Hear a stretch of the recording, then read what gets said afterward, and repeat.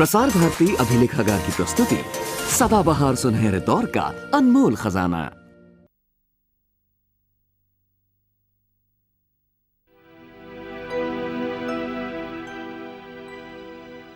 तान कर सीना निकलते थे जहाँ के आबशार, खेलती फिरती थी जिसके सब्ज़ारों में बहार, थे चिराग राह जिसके आफताब माहताब, हौसलों से सर बसर भरपूर था जिसका शबाब, आज उसकी जिंदगी दर्द की तस्वीर है।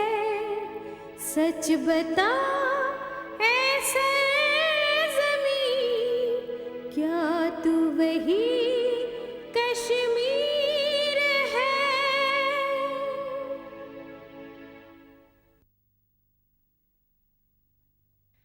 15 अगस्त 1947 को एक लंबी जद्दोजहद के बाद हमारे मुल्क को आज़ादी मिली, लेकिन आज़ादी की इस खुशी में देश के बंटवारे का गम भी शामिल था।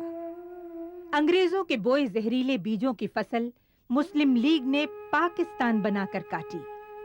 लाखों लोगों की जानें गईं, करोड़ों लोग घर से बेघर हो गए।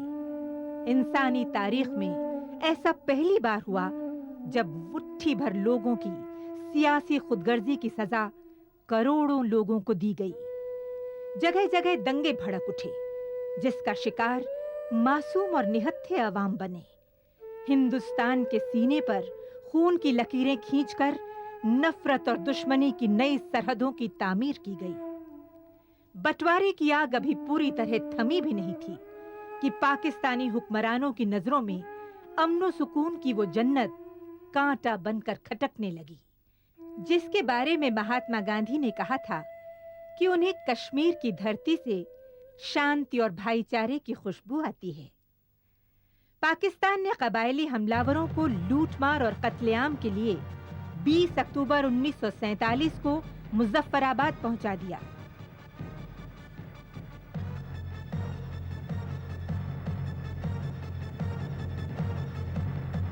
पीछे पीछे कश्मीर पर कब्जा करने के लिए पाकिस्तानी फौज भी साथ साथ थी। कबायली लुटेरों ने हजारों मासूम लोगों को बेदर्दी से कत्ल कर दिया। पाकिस्तान के इशारे पर जबरदस्त लूटमार की गई।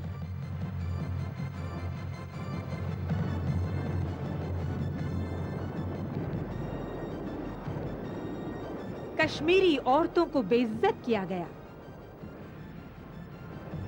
हजारों मकान जलाकर राख कर दिए गए। स्कूलों, अस्पतालों, यहाँ तक कि नन्स तक को जुल्म का निशाना बनाया गया।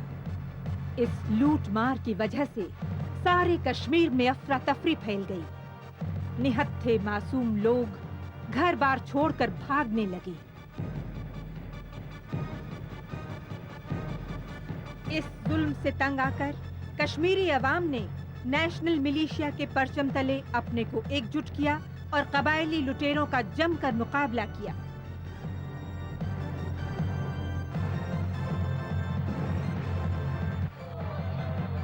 ये वहशी लुटेरे 22 अक्टूबर तक उरी के रास्ते महूरा तक पहुंच चुके थे और इस बात का खतरा था कि कहीं पूरा कश्मीर ही इनकी दरिंदगी की चपेट में न आ जाए। महाराजा हरि सिंह ने हालात बेकाबू होते देखकर भारत से मदद मांगी। 26 अक्टूबर 1947 को महाराजा ने इंस्ट्रूमेंट ऑफ एक्सेशन पर दस्तखत किए और दूसरे ही दिन यानी 27 अक्टूबर को भारतीय फौजें कश्मीर की हिफाजत के लिए निकल पड़ी।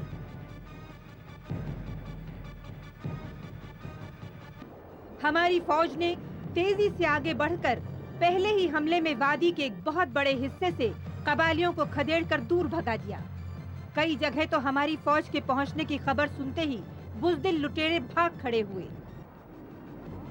वादी के मशरकी हिस्से को वापस हासिल करने के लिए बहुत घमासान जंग हुई, लेकिन जीत तो सच और इंसाफ की होनी थी। भारतीय फौज के जांबाज सिपाहियों ने जान पर खेलकर कश्मीर के बेशतर हिस्सों को पाकिस्तानी हमलावरों के खूनी पंजों से आजाद करा लिया। मार्च 1948 में शेरे कश्मीर शेख अब्दुल्ला ने कश्मीर की पहली जमहूरी हुकूमत की बागडोर संभाली और एक नए कश्मीर की तामीर का काम शुरू किया गया। एक ऐसा कश्मीर जिसमें हर शख्स को जीने, आगे बढ़ने और फलने फूलने की आजादी थी।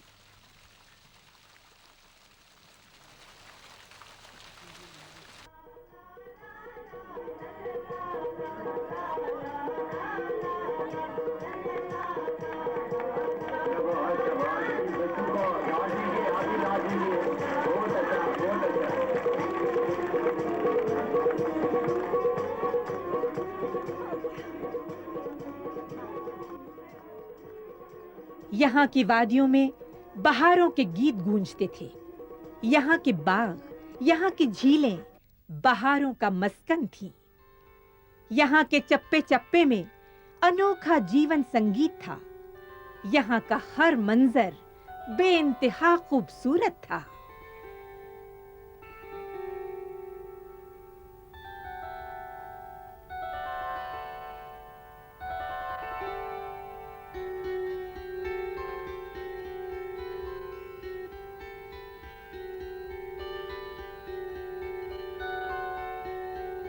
हर तरफ अमन और खुशहाली का राज था। जिंदगी हौसलों से भरपूर थी। कश्मीरी समाज तालीम की दौलत से माला माल था। दस्तकारी वस्तुओं की मांग बढ़ने से गांव-गांव तक खुशहाली की रोशनी थी। यहाँ के अवाम को अपने खूबसूरत वतन और अपनी तहजीब पर नाज था।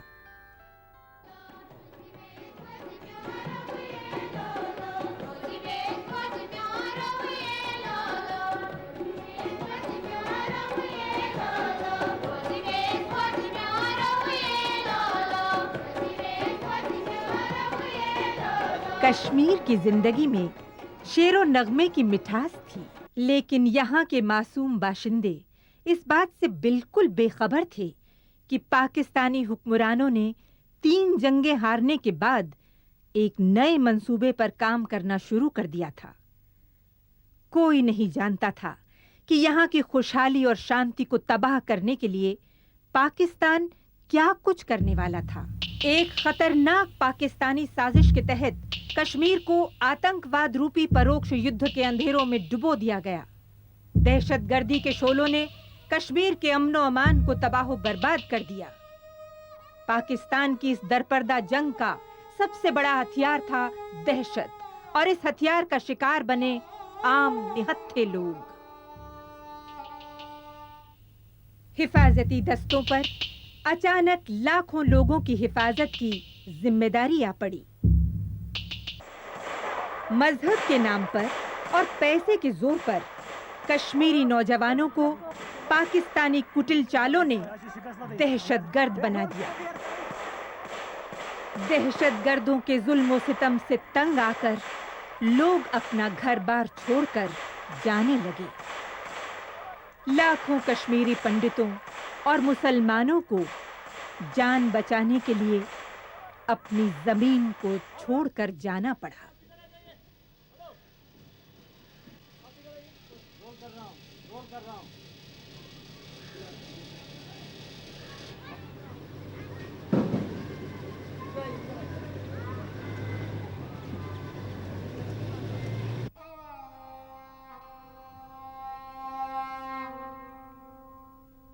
गुजरते वक्त के साथ भरी पूरी बस्तियां वीरानों में तब्दील हो गईं। हंसते खेलते घर देखते देखते खंडहर बन गए।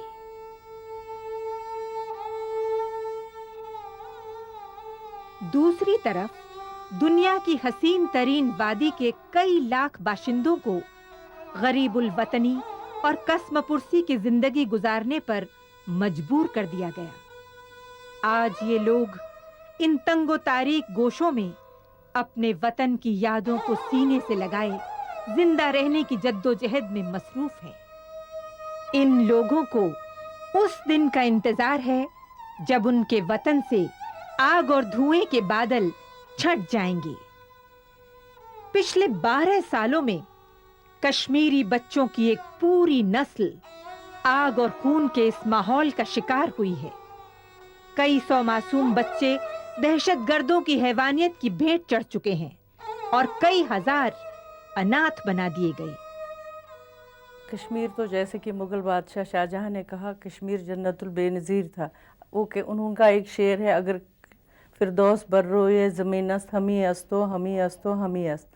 कश्मीर तो जन्नत का एक बेहतरीन टुकड़ा था, लेकिन हमारी बदकिस्मती है कि उस जन्नत को आजकल के हालात ने दोज़ख बना दिया। कश्मीर में पहले हर तबका, हिंदू, मुसलमान, सिख, ईसाई, हम लोग बचपन से ही इकट्ठे मिलजुल के रहते थे। एक दूसरे के त्योहारों में हिस्सा लेते थे, चाहे वो ईद हो, चाहे वो दिवाली हो। एक दूसरे के घर जाना, एक दूसरे की खुशियों में शरीक होना और आपस में मिलजुल के रहते थे। हम में बिल्कुल फ़र्क नहीं था, बल्कि एक ही प्लेट में खाना खाते थे, एक ही जगह रहते, रातों को दिन को।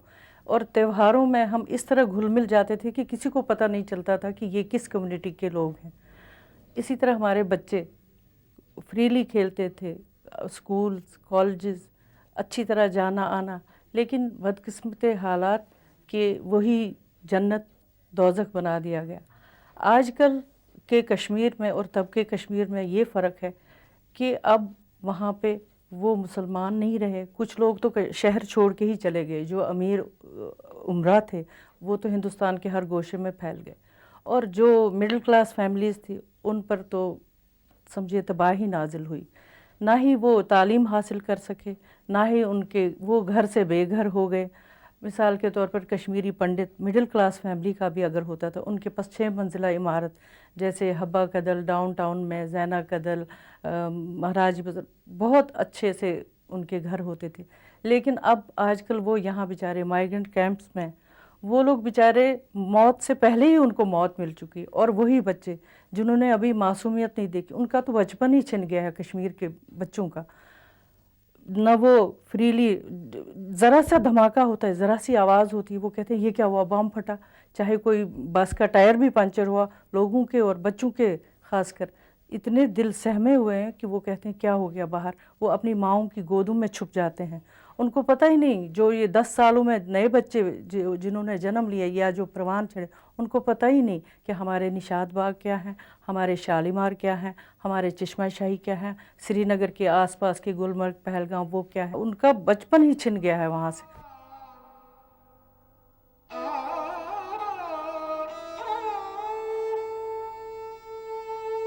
24 मार्च 1999 को शाम के 7:15 बजे एक अलमनाक वाक़या हुआ, जिसमें हमारे ब्रदर इन लॉ तनवीर साहब इस दुनिया से चले गए।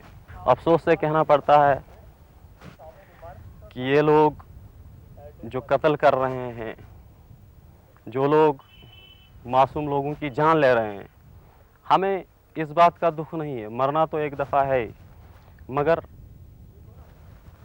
ऐसे मौके पे जबकि वो हमारे जीजा जी मेरे थे, वो बच्चों के लिए मिठाई लेकर आ रहे थे, तो वो मिठाइयाँ वहीं पे रह गई।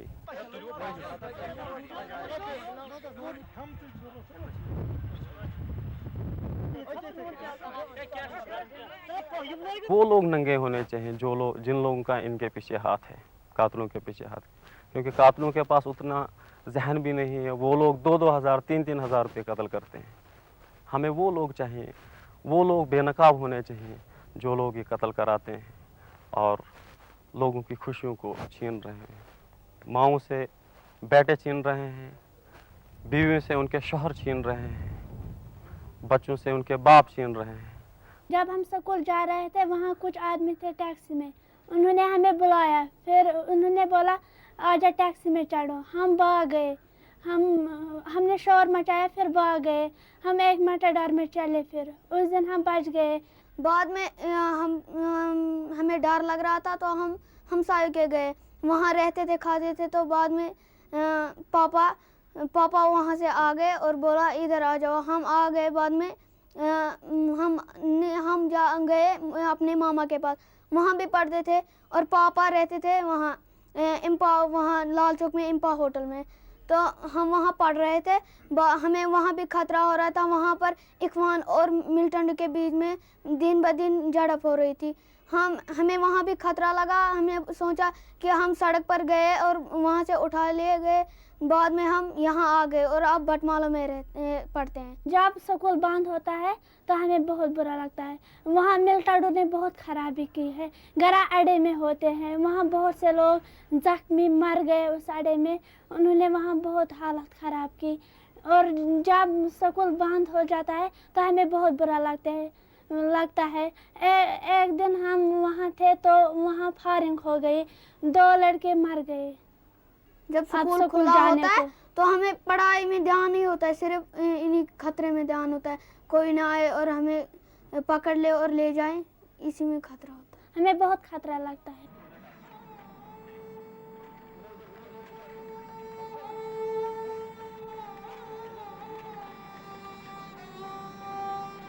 मेरे पिताजी की हत्या मिलिटेंटों ने की है और अब हम बेसहारा हैं। जो हमारी उम्मीदें थी वो अब पूरी नहीं हो सकेंगी। हम जब वहाँ से आए, मैं तब 5th क्लास में थी। हमारा सारा साल वहाँ से वेस्ट हुआ, 1 साल वेस्ट हुआ। फिर यहाँ हम आके फिर से वो साल फिर से पढ़ने पड़ा। और मेरी दीदी, उसका भी वेस्ट हो गया। वो बाकी जो कश्मीर लड़की, उनका भी वेस्ट हो गया। फिर हम यहाँ पर कश्मीर ने खोल दिया ये गवर्नमेंट स्कूल्स। वहाँ तो कुछ भी फैसिलिटीज़ नहीं थी, ना स्कूल्स, ऐसे टेंट में बैठने आदमी के पास वो भी नहीं था, पेड़ के नीचे बैठना। कभी जब बारिश तो छुट्टी होती थी, ऐसी कोई भी नहीं। जब प्रैक्टिकल्स दूसरे स्कूल, गवर्नमेंट स्कूल में जाना पड़ता तो वो भी अलाउ कभी कभी नहीं करते थे। तो जब एग्ज़ाम आते थे उस टाइम तो हम आधे सवाल कर सकते थे, आधे नहीं कर सकते, बिकॉज ऑफ ये स्टडी की वजह से। तो हम जब जम्मू में थे हमने कभी कूलर्स नहीं देखे थे, फ़ैन था वो भी हम जून जुलाई में मोस्टली कम लगाते थे। यहाँ के हमने कूलर देखे, वो देखे, बिकॉज ऑफ ये टेम्परेचर यहाँ पे बहुत ही ज़्यादा हॉट है। जो हमारे बुज़ुर्ग थे उनको तो सनस्ट्रोक हो गया। हमने तो फिर भी थोड़ा सा वो ना झेल लिया।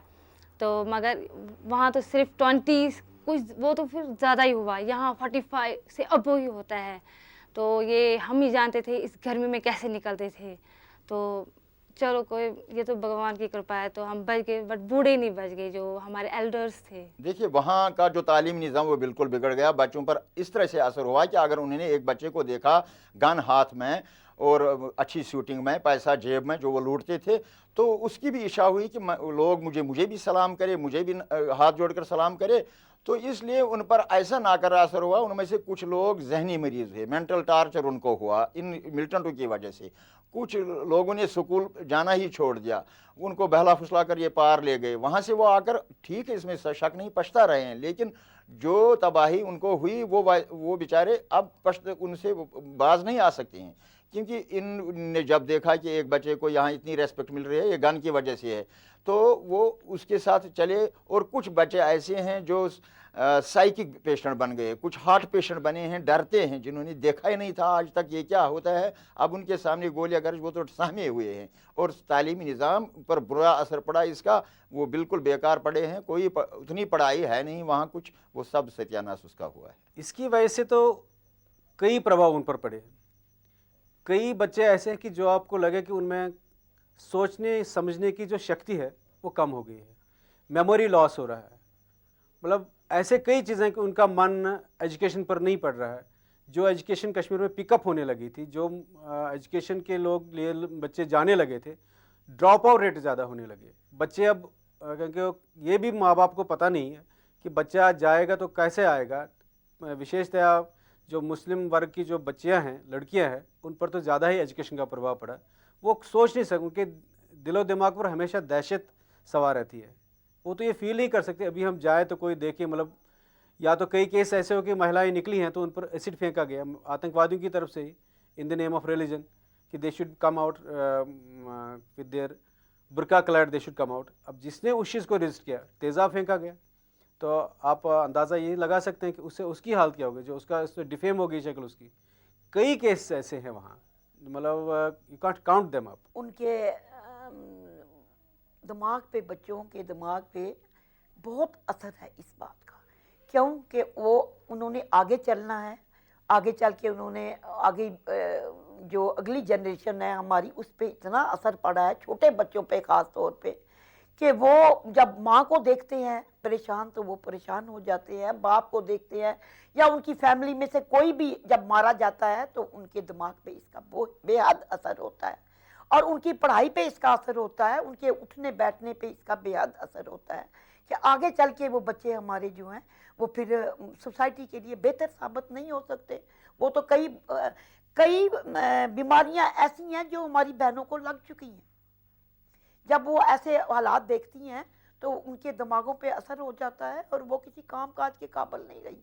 मैं आपको कई 2-4 केसेस मेरे सामने हैं कि मैंने उन बहनों को देखा, उन बच्चों को भी देखा जो ये वाक़यात देखकर उनके दिमागों पे इतना असर हुआ कि वो आगे पढ़ने के काबिल ही नहीं रहे और आगे अपना फ्यूचर का कुछ सोच नहीं सकते। छोटे बच्चों पे ख़ास तौर पे इसका बड़ा असर पड़ता है। कश्मीर में गए 10 साल से जो आतंकवाद फैला हुआ है उससे सबसे ज़्यादा असर बच्चों के ऊपर पड़ा है, और बच्चे काफ़ी मासूम हो गए हैं, बोलते नहीं है, साइकेट्रिक मानसिक भी उनका संतुलन खराब हो गया है, तो उसके लिए उनको आर्थिक विवंचना भी आ गई है।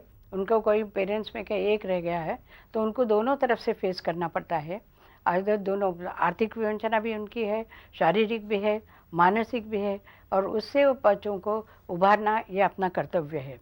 जैसे पंडित जवाहरलाल नेहरू ने कहा था कि child is the future of India, और ऐसे बच्चों का जो हम भविष्य ऐसे देखेंगे तो हम लोगों को भारत देश की चिंता लगने लगी है कि आगे क्या होगा। लेकिन उसी में से कितने बच्चे हमने देखे हैं कि वो बड़े एंथुसियास्टिक है, उसके ऊपर काबू करने का उनका मनोदय है। 1989 में मिल्टन ने मेरे पिताजी और मेरे चाचा जी को बोला था आप हमारे साथ आ जाओ और हम ट्रेनिंग देके आपको मिल्टन बना देंगे। इसी वजह से हम वहाँ से भाग कर आ गए। जब हम लगभग 1990 में जब हम आ रहे थे तो मेरे दादाजी थोड़ी लेट आए और हम पहले आ गए। मेरे दादाजी ने हमको एक ट्रंक में चावल दाल ये दे दिया था, कहा था जब भूख लगेगी तो तब खा लेना। तब मैं सिर्फ 2 साल का था ये तो लेकिन बनाने के लिए हमारे पास बर्तन भी नहीं थे।